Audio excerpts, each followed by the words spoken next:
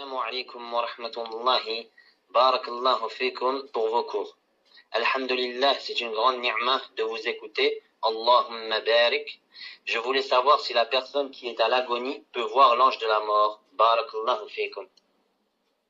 Je voulais savoir ce qu'il dit ici. Barakallahu fikum pour vos cours. Alhamdulillah, c'est une grande ni'mah de vous écouter. Allahumma barik. Amin. Je voulais savoir si la personne qui est à l'agonie peut voir l'ange de la mort. Et confirmez-moi que vous m'entendez. Alhamdulillah. La personne, dès qu'elle commence à agonir, elle commencera à voir les anges et non l'ange de la mort. Car ce qu'il faut savoir, c'est que l'ange de la mort ne vient qu'à la dernière seconde même, minute ou seconde. Mais avant cela, il y a beaucoup d'anges. Parce que le hadith a dit, il verra les anges, le mort, avant de mourir, à perte de vue. Donc, il voit la pièce, plein d'anges, et comme ça, il voit même très très loin. Et bien sûr, cela dépend de la personne qui va mourir. Si c'est une personne qui est morte, soumise à Allah subhanahu wa ta'ala, elle verra des anges habillés en blanc, ramenant avec eux un cercueil du paradis, très beau cercueil. Ensuite, un très bon parfum. Ensuite, la personne, avant de mourir, déjà commence à sentir la très belle odeur qui est déjà quoi? Un signe du Rabbi wa ta'ala, qu'Allah subhanahu wa ta'ala fasse qu'on soit deux.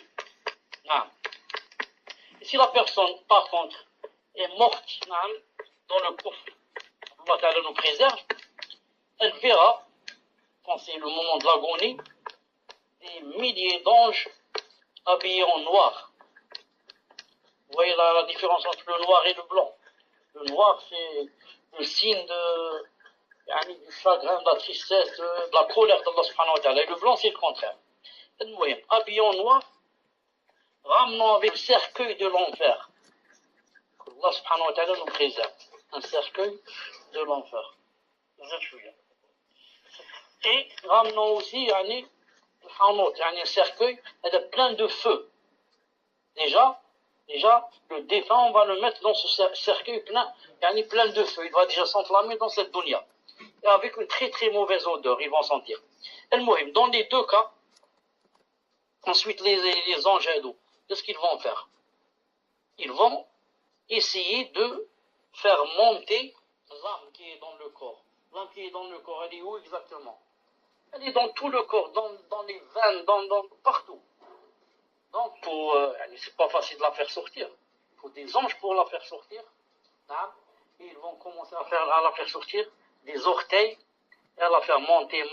C'est pour ça, si tu assistes à quelqu'un qui va mourir, qu'il est en train dans l'agonie, tu vas voir que ses pieds commencent d'abord à refroidir. Pas sa tête. Au contraire, sa tête, peut-être qu'elle commence à suer. Pourquoi ses pieds? Parce que c'est de là-bas qu'on a déjà enlevé l'âme. Elle est montée déjà plus haut. Elle est peut-être maintenant au niveau du tibia. Donc ses pieds khlas. Il n'y a plus de sang. Il n'y a plus d'âme à l'intérieur. C'est devenu khlas. Une autre couleur, bleu ou là, et froid. Et il commence à faire monter jusqu'à ce qu'elle arrive au gosier. Quand elle arrive là-bas, même les anges ne peuvent pas la faire sortir. Qu'ils soient un kafir ou un musulman. Juste viennent l'ange de la mort, comme je vous ai dit tout à l'heure. Maintenant, je réponds à la question. Donc, l'ange de la mort, le défunt ne le verra qu'à la dernière seconde. Il vient juste pour prendre, plutôt pour faire sortir l'âme qui est coincée maintenant, là, au niveau du gosier. Elle est coincée là-bas. C'est pour ça, presque dans tous les cas, vous voyez que le mort ouvre sa bouche. Ça ou là. La plupart des morts meurent la bouche ouverte. La bourte, on dit la bouche ouverte. C'est pour ça des fois on leur ferme la bouche. Pourquoi? Parce qu'ils voyaient l'ange de la mort qui lui sortait son âme. Subhanallah, Allah subhanahu wa ta'ala nous donne sa bête. On va tous passer par cela. Ça ou là. Maintenant, moi je suis très rare, une seconde. Subhanallah, donc maintenant pour nous c'est seulement des paroles qu'on est en train de dire. Mais cette chose, qu'on le veuille ou pas, on va tous passer par cette chose. Et Allah al-Azim, peut-être que même vous vous rappellerez ce que je suis en train de dire.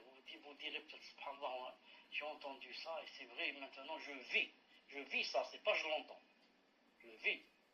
Donc, l'essentiel c'est quoi? C'est pas de savoir seulement qu'il y a ça, mais est-ce qu'on s'est préparé pour ça?